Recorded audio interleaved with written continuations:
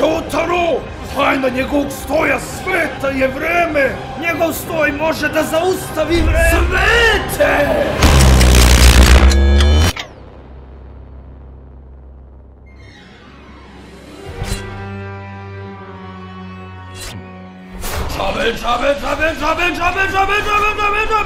Džabe! Još sekund. 0.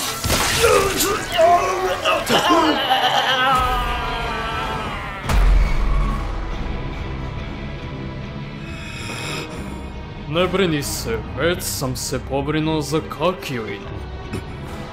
Polnareff se sigurno negde krije, ali to sada nije važno.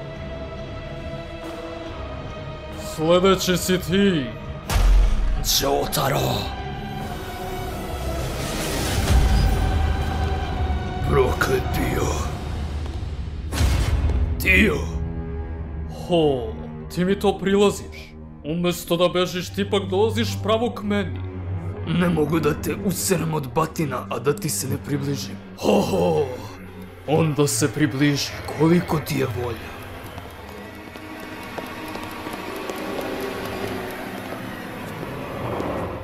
Udri! Presporo. Svet je savršen stoj. Čak i bez ustavljanja vremena njegova brzina i snaga daleko nadmašuju tvoju platinastu zvezdu. Znači u pitanju je isti tip stoja kao i platinasta zvezda. Nemaju veliki domet, ali imaju neverovatnu snagu i preciznost. Hteo sam malo da testiram i vidim koliko je svet zapravo moćniji od tvog stoja. Mada, svako dalje poređenje će biti suvišno. Hteo si da ih porediš? Da li stvarno tako nazivaš ono maženje po nozi? Samo si uspio da mi pocepaš pantalon od 200 maraka. Zašto ste vi, Joe starovi, toliko tvrdoglavi da ne priznajete poraz? Izgleda ću prihvatiti tvoju bednu provokaciju i još malo te testirati.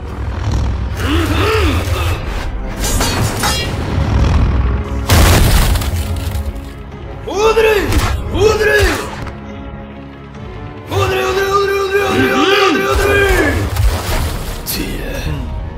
Šta kažeš na jurišne napade?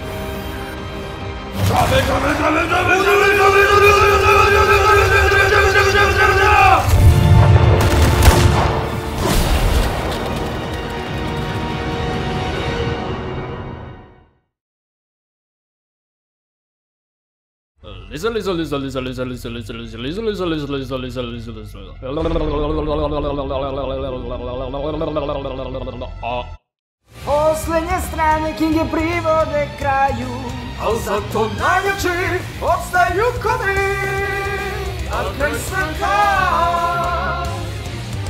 odrazit će se na sudbinu. Udri!